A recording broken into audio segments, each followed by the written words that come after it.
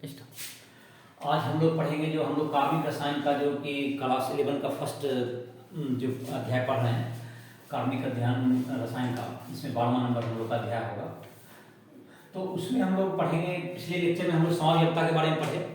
आज के लेक्चर में हम लोग पढ़ेंगे कार्बनिक यौगिक का जो तुमको है जो क्रिया विधि है कार्बनिक अभिक्रिया का, उसके बारे में कोई प्रतिक्रिया जो होती है, रिएक्शन होता है, किस प्रकार होता है, उस पर कैसे कोई मतलब कैसे बॉन्ड टूटता है, कैसे सस्वेक बंधन का टूटता है। जाहिर कार्बनिक रसायन में क्या, कार्बनिक यौगिक में सस्वेक का बंध होते हैं, तो सस्वेक का बंध उसमें टूटेंगे।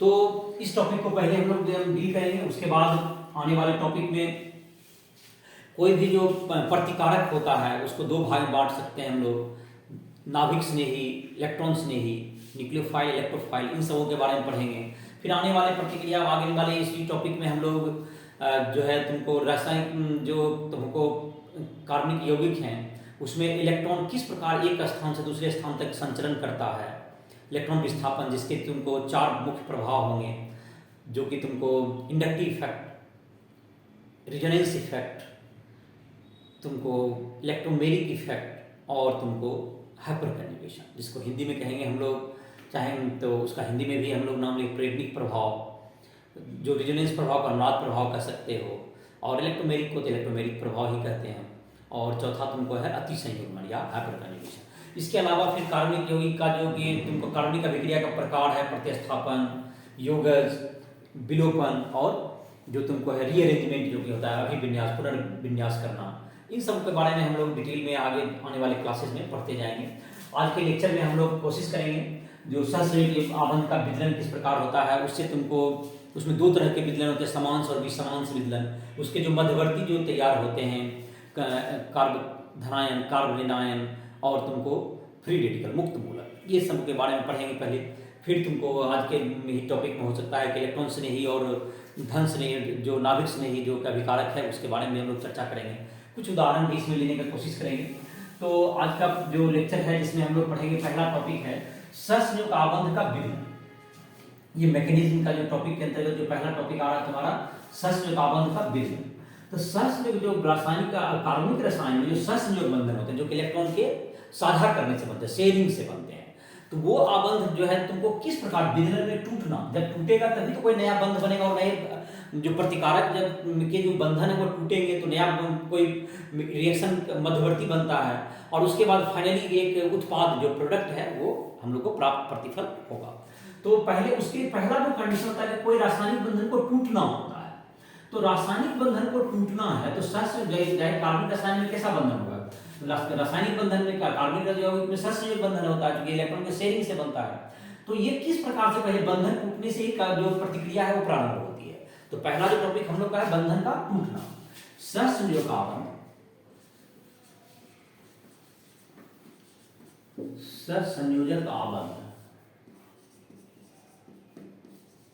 इलेक्ट्रॉन की साझेदारी से, इलेक्ट्रॉन की साझेदारी से बनते हैं, साझेदारी से बनते हैं। सहसंयोजक आबंध इलेक्ट्रॉन की साझेदारी से बनते हैं। प्रतिक्रिया में प्रतिक्रिया या विक्रिया में सहसंयोजक आबंध, सहसंयोजक आबंध के विदलन में टूटना, वियोजन, डिसोसिएशन, विदलन के 2 मुख्य प्रकार हैं, 2 प्रकार हैं। तो पहला होता है तुमको एक तो समांश विदलन, एक विसमांश विदलन। तो पहला हम लोग विसमांश विदलन पढ़ते हैं, विसमांश विदलन, इसका हिंदी हो गया तो विसमांश विदलन का इंग्लिश हो जाएगा तुमको heterolytic fusion, HETERO, heterolytic, LYTIC, heterolytic fusion, FISSION, fusion मतलब टूटना, टूट के अलग होना। तो विसमांश का मतलब ये हो गया कि इसमें तुमको क्या होगा, इस तरह के जो विदलन में, जो कि विसमांश विदलन में सहसंयोजक आबंध की सहसंयोग आबंध की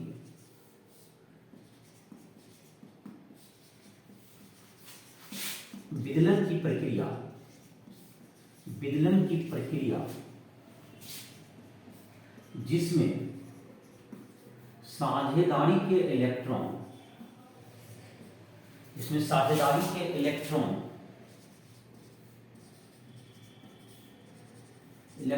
एक परमाणु द्वारा ग्रहण एवं दूसरे के द्वारा त्याग होता है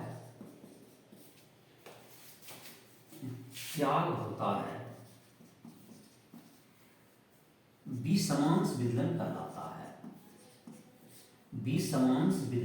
कहलाता है। और जाहिर है कि ये जो कि इलेक्ट्रॉन लेना देना जो होता है ये तुमको जो विद्युत ऋणात्मकता पर निर्भर करता है। अगर जो परमाणु, जाहिर है यहाँ पर जो कार्बनिक रसायन हम लोग कार्बन के रेफरेंस में ही बात करते हैं, तो जिस परमाणु का जो संयोजकता अगर कोई कार्बन से जुड़ा हुआ है उसकी अगर विद्युत पर ऋणात्मकता अगर अधिक है तो वह जाहिर है कि इलेक्ट्रॉन को लेने के, जो इलेक्ट्रॉन उसके ज्यादा करीब रहता है इलेक्ट्रॉन को वो ले लेगा। या दूसरा तरीका, अगर कार्बन की जब विद्युत ऋणात्मकता ज्यादा है ग्रुप की तो वह इलेक्ट्रॉन ले सकता है। यहाँ दो तरह की संभावनाएं उत्पन्न होती है। तो एक जैसे कि तुमको मान लेते हैं CH3 है तुमको, और कोई है तुमको X कोई भी जुड़ा हुआ है, जैसे हेलोजन से जुड़ा हुआ है, हेलोजन ज्यादा विद्युतात्मक होता है, X अगर हेलोजन हो तो ये क्या करेगा, ये इलेक्ट्रॉन को, ये तुमको जैसे तीर के द्वारा दिखा, जिधर इलेक्ट्रॉन जाएगा उधर तीर दिखाएंगे ऐसे। तो तीर दिखाए इधर अगर X की तरफ इलेक्ट्रॉन जा रहा है तो इस पे क्या जाएगा, कार्बन पे प्लस चार्ज आ जाएगा। CH3 ये जो कार्बन है इस पर क्या जाएगा, प्लस चार्ज आ जाएगा, क्योंकि इलेक्ट्रॉन इसके देखो दिखा रहा है कि इधर इलेक्ट्रॉन जा रहा है, इस पर धन आवेश इलेक्ट्रॉन की कमी हो जाएगा और X पे क्या हो जाएगा, माइनस हो जाएगा। तो इस तरह का जो इलेक्ट्रॉन मूवमेंट, जिसके कारण क्या हुआ तुमको, इलेक्ट्रॉन जब कार्बन जब इलेक्ट्रॉन छोड़ देता तो उसके फलस्वरूप जो बना तुम्हारा ये तुमको कार्ब धनायन बन गया। इसको जो रिएक्शन है मध्यवर्ती है, इसका नाम कहते हैं हम लोग कार्ब, यहाँ धनात्मक चार्ज आएगा कार्ब धनायन, कार्बोकेटाइन इंग्लिश में। और ये CH3 है, मेथिल है, तो इसको कहेंगे मेथिल कार्ब धनायन। ये क्या बन गया, मेथिल कार्ब धनायन। इसको इंग्लिश में कहेंगे कार्बोकेटाइन, मेथिल कार्बोकेटाइन। तो जब इलेक्ट्रॉन इधर दे दिया तो मेथाइल कार्बोकेटाइन, जो कि ये रिएक्शन प्रतिक्रिया मध्यवर्ती करते हैं, इसको क्या कहेंगे, प्रतिक्रिया मध्यवर्ती है। तुमको बीच में जैसे ये टूटा और इससे बन गया, ये प्रतिक्रिया का मध्यवर्ती बन गया, CH3 प्लस बना, तो ये तुमको इलेक्ट्रॉन के कारण बन गया। जैसे कोई भी अब दूसरा होगा तो ये तुमको जो CH3 प्लस हो गया, इसमें देखो क्या है, तुमको इसमें कितने इलेक्ट्रॉन है, C इधर H है और इसका जो H है इधर H है, तो इसमें 3 बंधन बना हुआ है और यहाँ पे एक प्लस है। यहाँ जो चौथा बंधन है इसमें 6 इलेक्ट्रॉन बचा यहाँ पर और ये प्लस चार्ज आ गया। ये इसका एक इलेक्ट्रॉन का क्या हुआ, यहाँ पर जो बंधन बना हुआ था C और X के बीच में, इसमें एक इलेक्ट्रॉन की साझेदारी C किया था, एक इलेक्ट्रॉन की साझेदारी X किया। जैसे कि हेलोजन तक क्लोरीन हो, ब्रोमीन हो, आयोडीन हो, कोई भी हो, फ्लोरीन हो, तो इस ज्यादा विद्युतात्मक कारण ये इलेक्ट्रॉन को ले लिया तो इसको एक इलेक्ट्रॉन का घाटा हो गया, क्योंकि 8 इसी से पूरा था इसका। तो इसके पास अब कितने इलेक्ट्रॉन बचे हैं, 6 इलेक्ट्रॉन बचे हुए हैं, जैसे इलेक्ट्रॉन की इसमें कमी हो गई है। और ये जाहिर है कि ये सब जो होता है रिएक्शन के बीच में बनते हैं, ये अस्थायी नहीं होते हैं, बहुत अधिक अस्थायी नहीं होते हैं।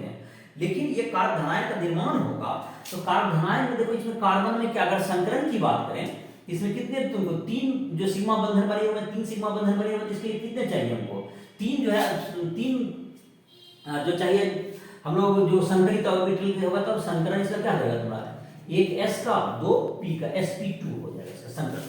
कार्ब धनायन में कार्बन का संकरण हो गया sp2। और जहां तक कि कार्ब धनायन का स्थायित्व का बात है, कार्ब धनायन का जो अस्थायित्व होता है, तो इस पर हेडिंग को मिटा दे रहे हैं। तो रासायनिक कार्ब धनायन का जहां तक अस्थायित्व की बात कर रहे थे, तो कार्ब धनायन का अस्थायित्व का तो हम लोग अभी रिजल्ट हम लिख दे रहे हैं कार्ब धनायन का अस्थायित्व का, जिसके बारे में हम लोग आगे आने वाले भाग में इसी मतलब कि जो अभी लेक्चर जिसमें बताए थे प्रेरणीय प्रभाव, इन सबों के द्वारा या फिर संयुग्मन, इन सबों के द्वारा इसका जो है हम लोग क्यों होता है, इसका कार्ब धनायन में किस तरह से अस्थायित्व होता है, किसके कारण होता है, इन सबों की चर्चा हम लोग उसमें करेंगे। तो अभी हम लोग देख लेते हैं कार्ब धनायन का जैसे प्रकार हो गया। कार्ब धनायन कार्बन का संकरण तुमने देखा, 3 सिग्मा बॉन्ड था, तो 3 सिग्मा बॉन्ड के लिए एक S का 2 p ऑर्बिटल का जरूरत पड़ेगा, तो 3 sp2 हाइब्रिडेशन का जरूरत पड़ेगा। तो कार्ब धनायन में कार्बन का संकरण हो गया sp2 और इसमें 6 इलेक्ट्रॉन है कार्बन के पास, एक इलेक्ट्रॉन इसमें क्या हो गया, कार्बन का एक लूज कर दिया, इस पे प्लस चार्ज आ गया। इसमें जैसे कि तुमको कार्बन में जैसे प्रकार होते हैं 3 डिग्री 2 डिग्री। 3 डिग्री का मतलब अगर एक कार्बन 3 कार्बन जुड़ा हुआ है तो उसे 3 डिग्री कहते हैं। अगर 2 कार्बन जुड़ा हुआ है तो उसे 2 डिग्री, एक कार्बन जुड़ा हुआ है तो उसे 1 डिग्री कहेंगे। तो इसका जो अस्थायित्व क्रम है कार्बोधनायन का अस्थायित्व, कार्बोधनायन का अस्थायित्व, ये तुमको CH3 तीन तरफ से कर देना, तीन तरफ से CH3 होल 3 हो गया, C पे प्लस ये 3 डिग्री हो गया। ये तीन तरफ से ये ज्यादा अस्थायी होगा, अस्थायित्व तो इसका सबसे अधिक होगा। अगर 2 रहा CH3 होल 2 रहा और CH पे प्लस ले इसमें दो तरफ से, इसको 2 डिग्री कहेंगे। ये 2 कार्बन, ये जो जिस पर प्लस है वो 2 कार्बन जुड़ा हुआ, इसमें एक जो इस पे जो प्लस है वो 3 कार्बन जुड़ा हुआ, इसको कहेंगे 3 डिग्री, और ये होगा तुमको 2 डिग्री। और इससे जो है तुमको ये तो अगर तुमको एक ही CH3 है और ये CH2 जो है इसमें तो CH2 प्लस हो गया, ये 1 डिग्री हो गया। और CH3 प्लस में तो कोई डिग्री ही नहीं है, मेथिल, ये सबसे कम होगा। तो अस्थायित्व का थोड़ा इसका जो अस्थायित्व 3 डिग्री का अस्थायित्व सबसे अधिक होता है। और कोई भी प्रतिक्रिया जितना अस्थायित्व का इसका जो कार्बोधनायन का अस्थायित्व जितना अधिक होगा वह प्रतिक्रिया उतनी ही तेज रहेगी। तो ये तुमको एक तो कार्बोधनायन हो गया, कार्बोधनायन का अस्थायित्व हो गया। दूसरा तरीका था यहाँ पर जो हम लोग बॉन्ड का जो कि अभी विषमांश विदलन में जो बॉन्ड को तोड़ रहे थे, अगर कोई परमाणु ऐसा होता है समूह इस ढंग से हो, ये इलेक्ट्रॉन को क्या कर दे, ये कार्बन की तरफ दे दे, ऐसा भी संभावना है। तो इस पे क्या रहेगा, तो कार्बन पे यहाँ पे निगेटिव आ जाएगा, इस पर ऋण आवेश आ जाएगा कार्बन पे, और एक्स पे क्या आ जाएगा, यहाँ पर धन आवेश आ जाएगा। तो इस स्थिति में जाहिर है कि CH3 माइनस होगा। ये जो माइनस होगा इसका नाम क्या होगा, कार्ब ऋणायन कह सकते हैं इसको, कार्ब आयन या कार्ब ऋणायन। ये मेथिल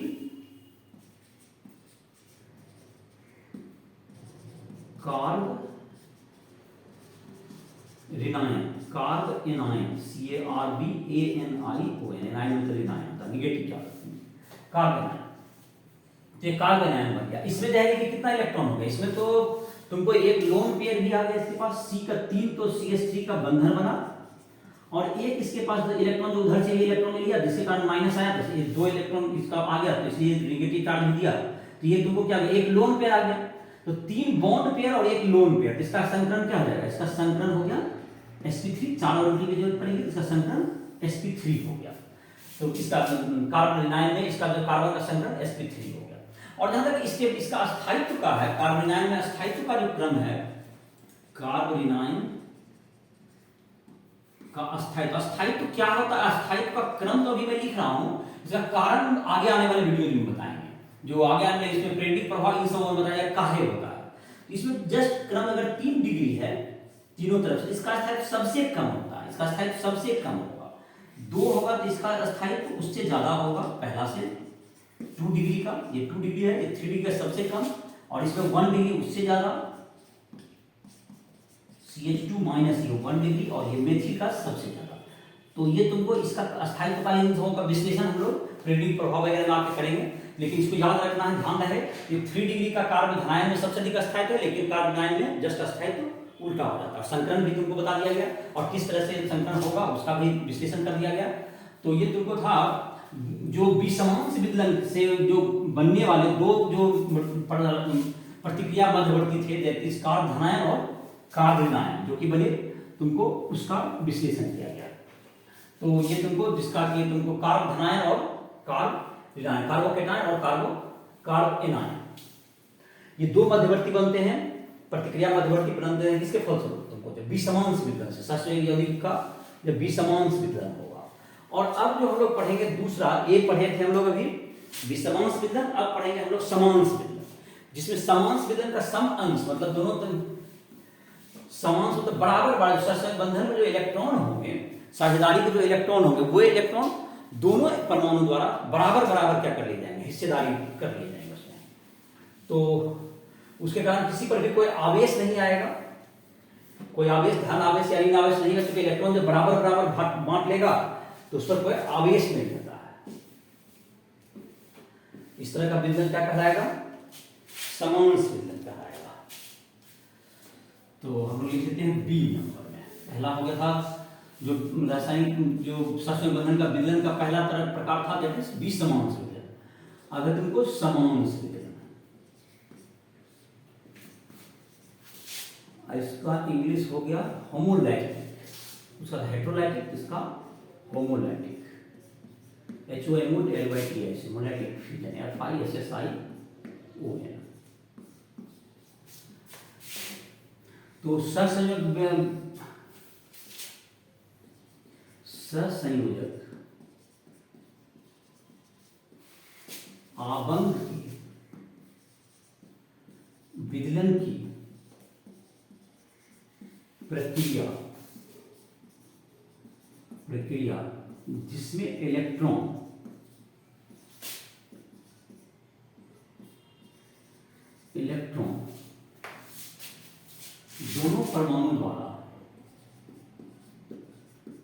दोनों परमाणु द्वारा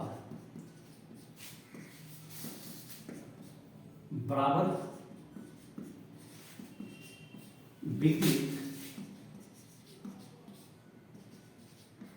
कर लिए जाएं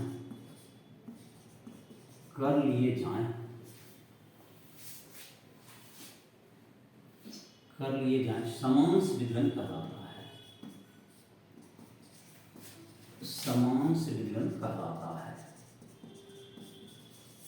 समांश विदलन कहलाता है।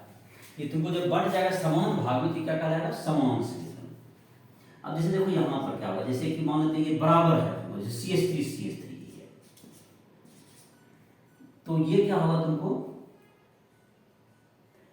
इधर चला जाएगा तो हाफ एरो, और इधर चला जाएगा इसका हाफ एरो, इससे क्या बन जाएगा, ये दोनों इलेक्ट्रॉन एक ले लिया,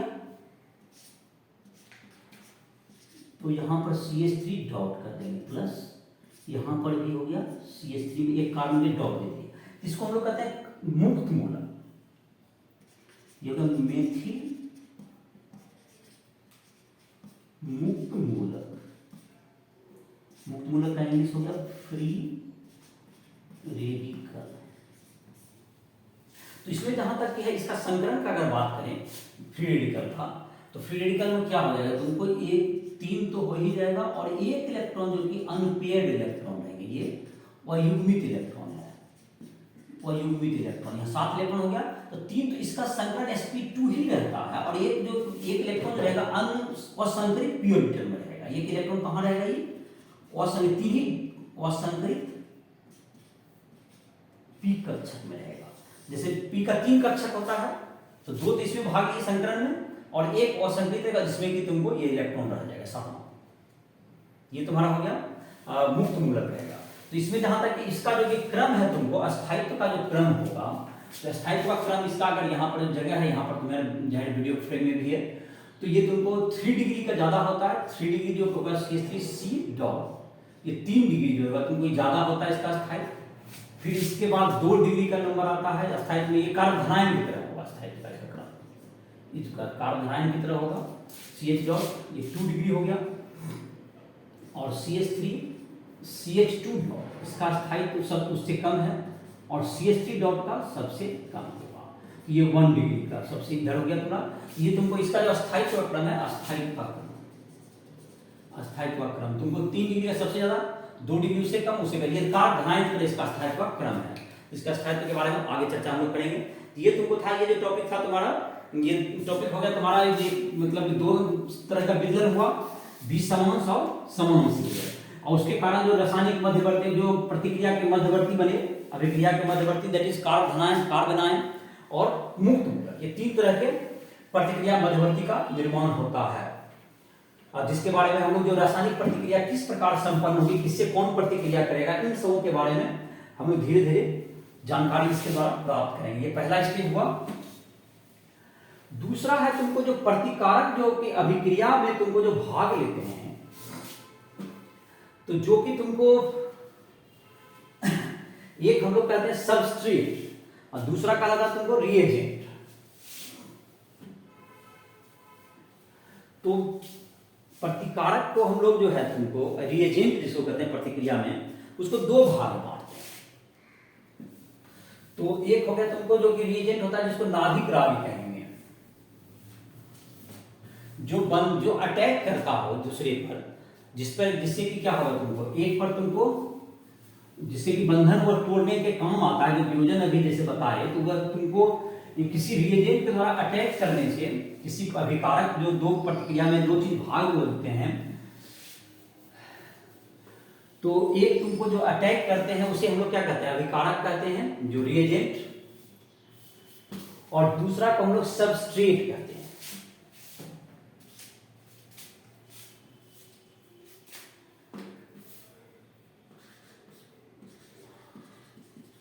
प्रतिकारक रिएजेंट। रासायनिक प्रतिक्रिया के अणु वे अणु जो संघट्ट कर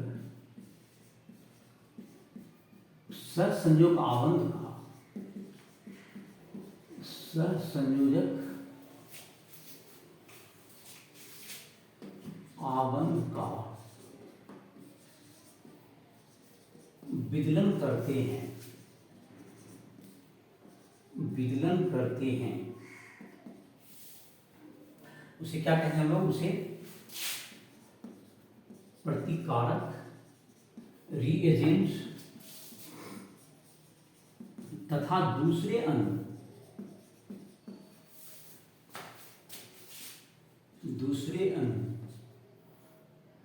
मतलब जो बड़े हुए दूसरे अणु जिसमें सामान्यतः कार्बन हो,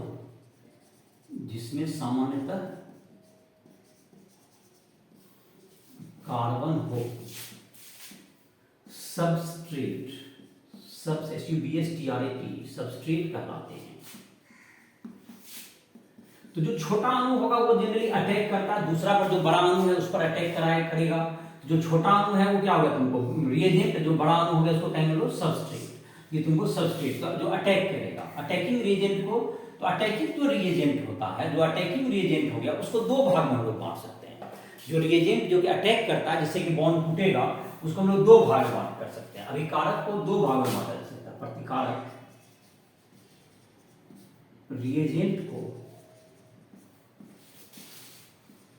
दो भागों में बांटा जा सकता है, दो भागों में बांटा जा सकता है। ये सब कौन कौन हो जाएगा, दो भागों में कौन कौन बटेगा? जैसे पहला होगा तुमको नाभिक स्नेही, एक कर सकते हैं, ए नंबर इसको दीजिए, नाभिक स्नेही। नाभिक का मतलब जाहिर है कि धन आवेश से मतलब नाभिक में कैसा धन आवेश होता है, न्यूक्लियोफाइल, इसका इंग्लिश होगा NuClEOPHIL, मतलब इसको नाभिक चाहिए। नाभिक स्नेही का मतलब जिसको नाभिक से स्नेह, जिसको नाभिक चाहिए, तो जिसको नाभिक से स्नेह हो, तो नाभिक में कैसा आवेश होता है, धन आवेश होता है। तो जिसके पास जाहिर है कि ऋण आवेश होगा या इलेक्ट्रॉन का जो लोन पेयर होगा, उसी को नाभिक स्नेही अभिकारक होगा। जैसा लिखते हैं वे अभिकारक जिसे ऋण आवेश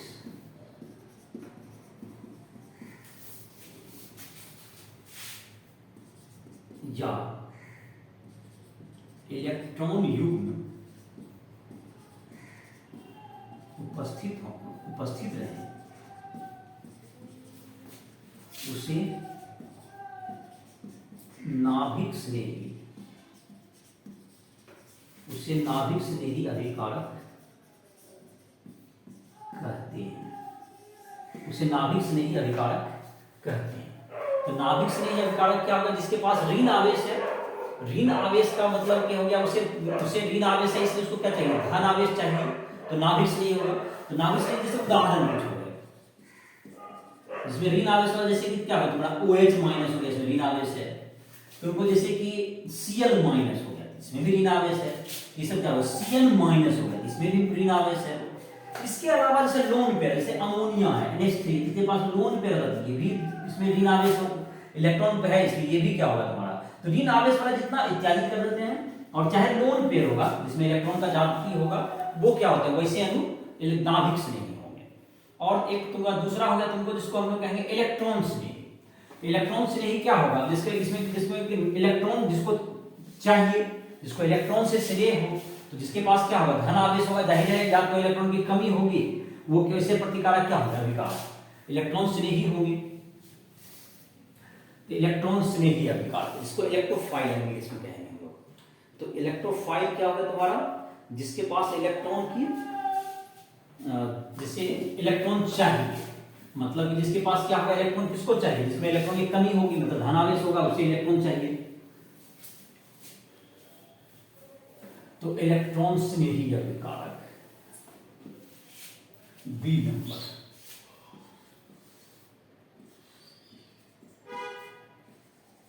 इलेक्ट्रॉन स्नेही, इलेक्ट्रोफाइल,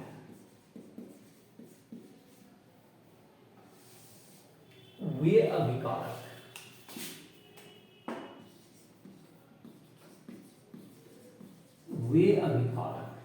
जिसे इलेक्ट्रॉन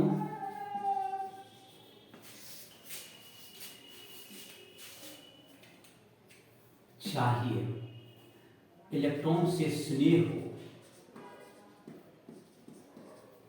या जिस पर धन आवेश उपस्थित हो, जिस पर धन आवेश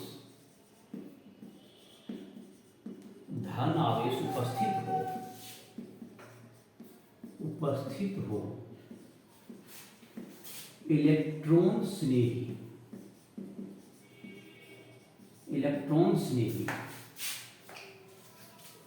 अभिकारक कहलाता है, इलेक्ट्रॉन स्नेही अभिकारक कहलाता है, इलेक्ट्रोफाइल कहलाएगा। इलेक्ट्रोफाइल का ऐसा उदाहरण इसका क्या हो जाएगा तुमको, जिसमें जिसमें धन आवेश होगा, जैसे Cl+ हो गया, इसमें धन आवेश है, जैसे CH3+, इसमें भी धन आवेश है, तो जिसमें धन आवेश होगा वो सब क्या हो जाएगा तुम्हारा, जैसे NO2+, कोई भी प्लस चार्ज का होगा तो धन आवेश, या इसमें जैसे कि जो लुईस बेस होगा, जैसे कि लुईस एसिड जो होगा, जैसे BF3, इसमें इलेक्ट्रॉन इसमें 6 ही पूरा हुआ है, जैसे बोरोन का देखोगे तो इसमें वैलेंस इलेक्ट्रॉन 6 है, यहाँ इलेक्ट्रॉन की कमी है, इलेक्ट्रॉन की कमी, 6 ही इलेक्ट्रॉन है, तो ये भी तुमको क्या होगा तुम्हारा, ये भी इलेक्ट्रॉन इसको चाहिए, इलेक्ट्रॉन कमी है, चाहे AlCl3, इसको लुईस अम्ल भी कहते हैं इत्यादि, पढ़ा होगा यूक्लिडियन में, ये हो गया लुईस अम्ल। ये लुईस अम्ल जो हो गया उदित होता है, या तुमको धन आवेश होना चाहिए, तो ऐसे प्रतिकारक क्या कराते हैं हम लोग, इलेक्ट्रोफाइल कराते हैं, जिसको कि इलेक्ट्रॉन की कमी हो, जिसको इलेक्ट्रॉन चाहिए, जिसको इलेक्ट्रॉन की कमी है मतलब इलेक्ट्रॉन चाहिए, ये इलेक्ट्रोफाइल हो गए। और जिसमें इलेक्ट्रॉन की ज्यादती होती है उसे न्यूक्लियोफाइल कहते हैं, जिसमें इलेक्ट्रॉन ज्यादा हो, जिसको कि पॉजिटिव चार्ज चाहिए। तो इस जो कि इतना जो टॉपिक हम लोग पढ़े, इसके आधार पर तुमको 3 हम लोग को उदाहरण दिए हुए हैं एनसीईआरटी बुक में, जिसको हम लोग बारी से देख लेते हैं। 12.11 है पहला, 12.11 में पूछा गया है कि तीर देकर के तुमको बताना है कि किस प्रकार से विदलन होगा, जो कि सच के आबंध का जो विदलन है उसको दिखाने के लिए बताया गया है, तो उसकी चर्चा कर रहे थे। उसको मतलब विदलन तुम्हें बताना है किस प्रकार से क्या कहते हैं, जो प्रतिक्रिया हो रही है, जैसे 12.11 एनसीईआरटी का पहला क्या है, उसमें पहला नंबर क्वेश्चन 12.11 का ए नंबर दिया, फर्स्ट चलो देखो CH3 और यहां पर दे दो, जैसे S इधर दे दो और CH3 इसके साथ दे दो। तो इसमें जो इलेक्ट्रॉन, ये जो बॉन्ड टूटेगा, इसमें बॉन्ड टूटेगा तो ये सल्फर ज्यादा विद्युत ऋणात्मक है कार्बन से, तो ये इलेक्ट्रॉन को लेगा ऐसे, तो तीर इधर दिखाएंगे और तीर इधर दिखाएंगे, तो इसमें क्या होगा, इस कार्बन पे क्या आ जाएगा तुम्हारा, प्लस आ जाएगा, इस कार्बन पे क्या आ जाएगा तुम्हारा, यहाँ पर प्लस आ गया, और यहाँ पर S CH3, इस कार्बन S पे क्या आ जाएगा, माइनस। ये तुमको पहला दिखाने के लिए कहा गया। ये दूसरा नंबर अब है, बोलो